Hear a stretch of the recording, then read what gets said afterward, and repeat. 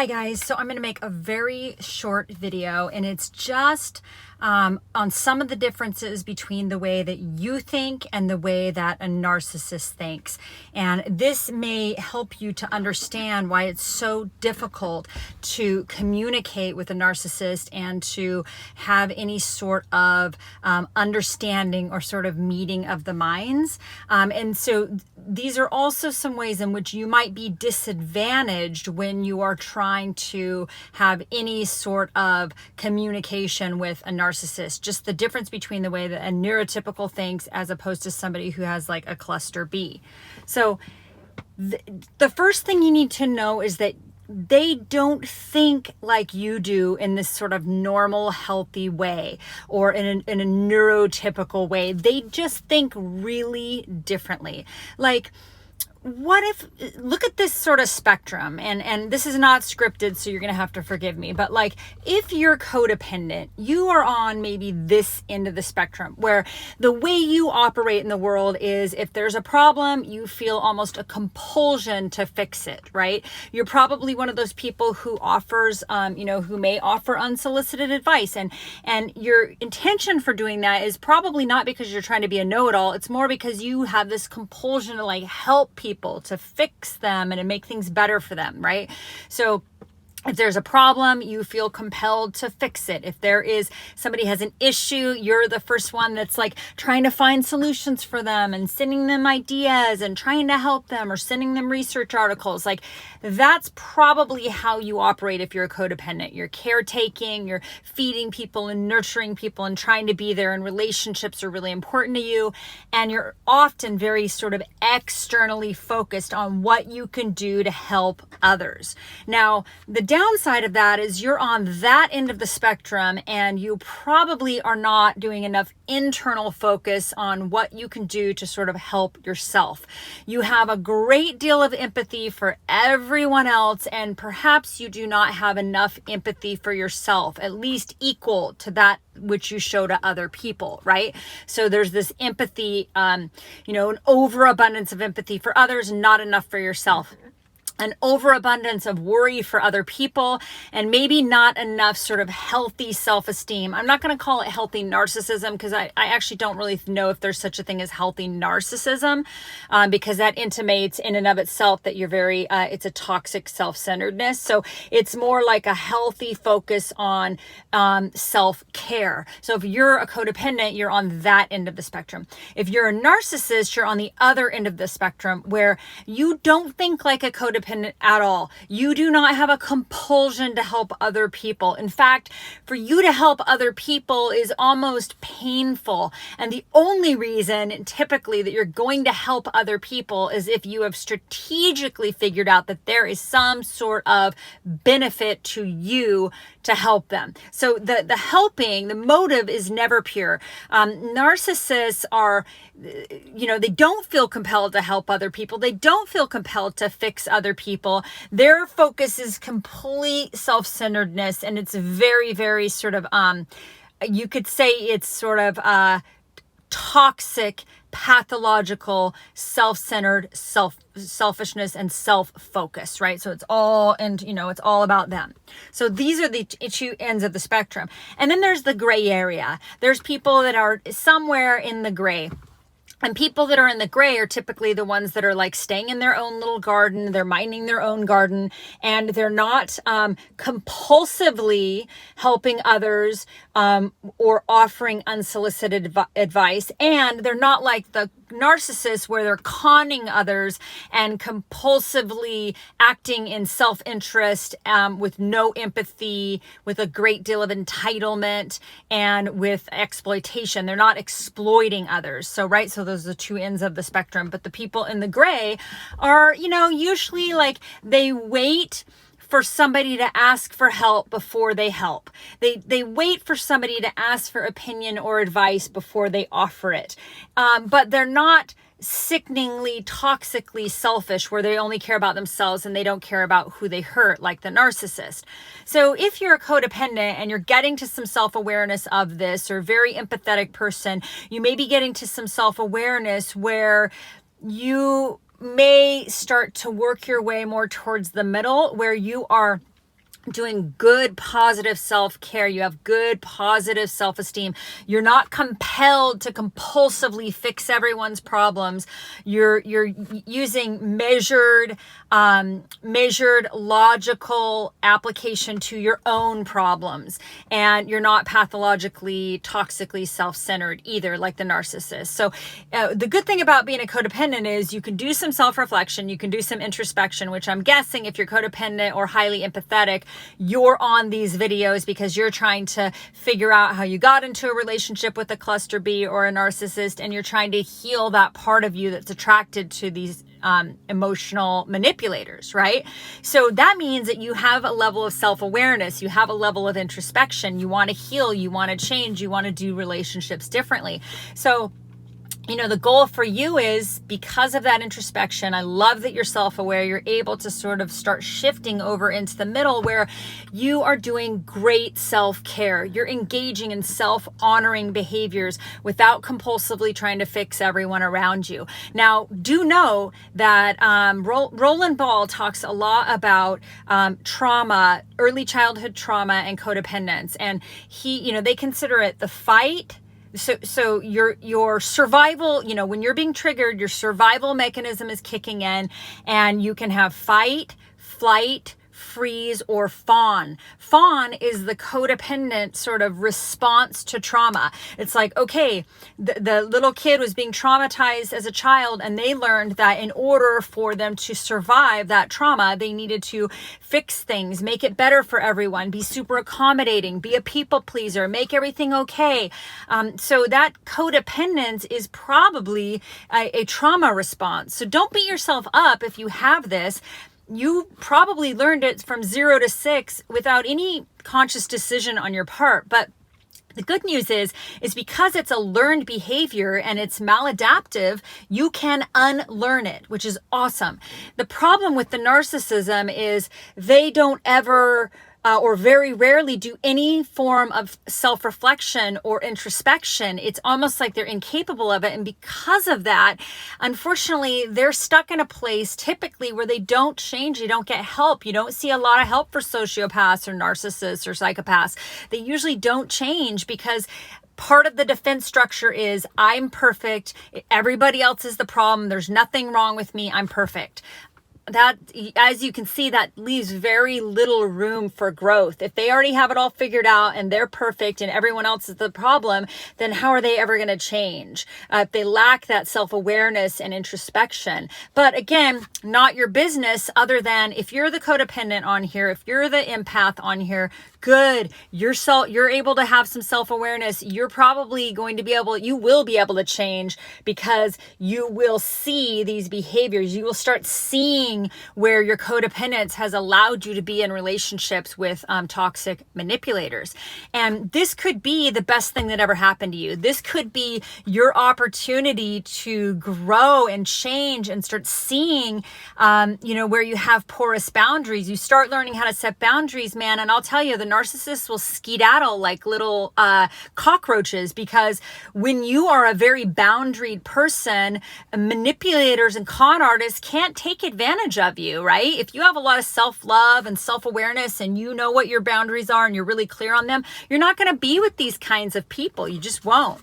I know I said this is going to be quick, but apparently I rattled on. So a couple things back to the original point, which is sort of the normal way or neurotypical way that you think and how it differs from a narcissist and how it may put you at a disadvantage.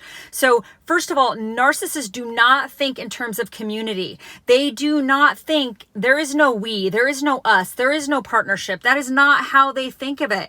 They think, what's in it for me? How can I gain advantage? What's in this for me? They're so pathologically self-centered. They do not think about the greater good of the family, the greater good of the team, the greater good of humanity.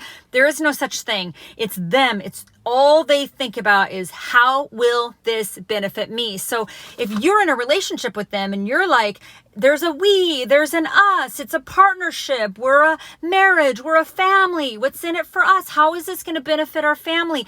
They just don't think that way. All they think about is, what is in it for me? Okay. So they're not thinking the same way you are. So when you say we and you're with a narcissist, there is no we for them.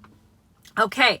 2, they operate with a sense of self-sufficiency. So they do not accept any sort of input. They already think that they know best. They already think that they have the perfect way of doing things. There's only one way of doing things. They completely sort of diminish and dismiss any ideas that you may have that are outside of their way of doing things. They think that they're perfect, and they're incredibly, in their minds, they have this incredible sense of self-sufficiency. They don't need anyone. They don't need humans. They don't need you. The reality is actually narcissists desperately need people for narcissistic supply much more than other people do. Narcissists are the ones that never take breaks. They always have to be with someone. They're never alone. They always need narcissistic supply, usually multiple sources. So they act like they're loners and they don't need anyone, but you find out statistically, like, these are the people that are always in relationships, one after the other, or 5 different ones at the same time. They don't know how to do it, how to actually go it alone. They act as if they don't need people, but they desperately need people for any sort of validation, because remember, everything is about this external validation. So in healthy relationships, neurotypical people that have done some self-awareness, they have some introspection, they realize that they have blind spots. They realize that they're not always right. They realize that maybe 2 or 3 heads is better than one. You know, like I know that I have all sorts of failings. I'm not always right. Like I'm on a team at one of my jobs at work where I need other people's ideas and input. I don't assume that I know best just because it's my brain. I mean, come on. I love to get outside opinions or get a different perspective. But again, a narcissist, in their minds, their mind is God. They're the most, they think they're the most intelligent. They're, it's just, they're just brilliant, and they don't need anyone else. That's how they act. That's how they, sort of present to the world. But again, the reality is they desperately need people for outside validation. And then 3, they don't bond like a neurotypical. So they don't, they don't bond. So the way they're thinking is, how can I use you, my utilitarian human, to accomplish what I want? How can you make me look good? How can you validate me? How can you give me sex, money, work, hard work, you cook, whatever you do for me? They're never, ever looking at people like, I want to do something nice for this person because I love them and I'm bonded to them and I want to watch them be happy. And so it's really sad, but, they're only looking at it, what is best for me? They don't have that normal bonding or connection. They lack empathy and they don't bond with others. So in a relationship, you are trying to bond with them or you're bonding with them. They don't bond. It's not a reciprocal thing. So if you're bonded with a narcissist, they're not bonding with you. That is a one-sided relationship. There's no mutual bonding. There's no us. There's no we. There's no partnership. It's just not how they operate, no matter how they pretend, because they can do a lot of things performatively, but the reality is they're not bonding. And remember, they are only listening to you to gain advantage or to manipulate. In the beginning, during the love bombing, you may think that this person is this amazing listener. And they are, really, because they're listening to figure out what your vulnerabilities are, what your weak spots are, so they can later exploit them. That is the reason they listen. They don't listen because they care about making you happy or increasing your happiness or security or making you feel loved and cherished. None of those reasons exist for them. The reason they listen is to be able to manipulate. And you'll notice if you're in the devaluation phase with a narcissist, they don't listen to a thing you say. They just don't care. They can pretend, but they don't really listen. Just because they're not talking and they're nodding their head, that does not mean they're listening. You should ask them sometime, oh, what did I just say? I'm curious. Just see what they have to say. And yeah, so in normal, healthy relationships, people listen to get to know the other person better. They listen so that they can understand that person, so they can bond and help make them, sort of increase their happiness. But again, a narcissist only listens to see weaknesses, blind spots, and vulnerabilities. And here is one other thing where your sense of morality can actually get you into trouble. If you have a strong moral code, if you have a sense of what's decent and right and normal in a relationship, it can actually be a disadvantage because you're operating from this place of sort of decency and ethics and normalcy, and they are operating from a place of exploitation, entitlement, and a lack of empathy. The 3 E's, remember? Exploitation, entitlement, lack of empathy, and they're not bonding. It doesn't matter how long that they're with people. They do not bond with their children. They do not bond with their stepchildren. Even if they spend a decade with them, they do not bond with you. They do not bond with the new source of supply. They do not bond with their parents. They do not bond with their siblings. They do not bond with their cousins. They do not bond. These people don't bond. They don't have real bonding. So, that's where you are. If you're bonding, if you're being normal, if you're bringing your sense of ethics, if you're bringing decency with imperfections, of course you're not perfect. You know this. If you're neurotypical, you're not perfect. There's, relationships all take work. We all have imperfections. None of us do it all right. We all try to, we're a work in progress. You're bringing that normalcy, decency, trying to work at integrity, trying to be a decent human being, a good human being, not perfect, but trying to do your best. And you're coming to the table with that. And narcissist is coming to the table with a desire to manipulate, exploit, use you, suck money out of you, sex out of you, work out of you. If you're a good cook, they'll suck that out of anything they can. If you're a good adventure partner, anything they can get out of you. They are not coming to relationships thinking, what can I give?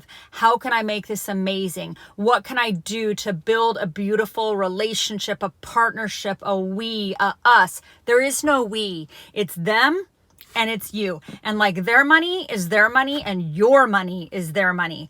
Their work is their work, but your work is their work. So they're very exploitative. So again, if you're in a relationship, one of these people, you're going to realize it's very, very, very lopsided, and they don't have the same thinking that you have about a relationship. So you have to understand that your normal way of thinking, which it is normal, most people think more like you do, your normal way of thinking is actually putting you at a grave disadvantage if you are in a relationship with a narcissist, because they don't think of it the same way you do. And as soon as you really start to accept that they're basically from another planet, they're thinking, they're from Narcville. They're thinking in a very, very different way than you. So you keep thinking in this way of well, why can't you be fair? Why can't you be egalitarian? Why isn't there a partnership? Why aren't we growing this? Why isn't there a we? Why isn't there an us? And you got to understand that's just not how they think about things. So I really hope that this video resonates with you and it speaks to you. But once you start accepting that the neurotypical normal way that people operate in relationships and think is not the way that they think or operate in relationships, once you start to understand that and come into acceptance of that, you can start to realize that there's nothing that you can do to change them. There's nothing that you can do to change this sort of dynamic that's going on here. It just doesn't matter what you do. There's nothing you can do to change these people. Leave them be. Do your own work on your codependents. Try to go from being over here where you're people pleasing at your own detriment, where you put everyone else's needs, wants, desires above your own, and you start working your way into the middle where you're in your own little rose garden. You're tending your own little rose garden. If somebody asks you for help, you can absolutely give it. But do not offer help that is unsolicited.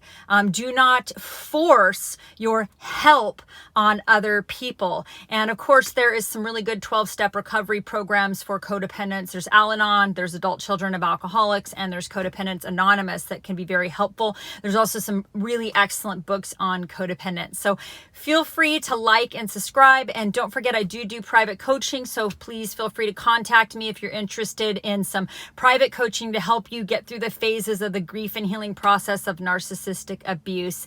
Thank you so much and have a good day. Bye.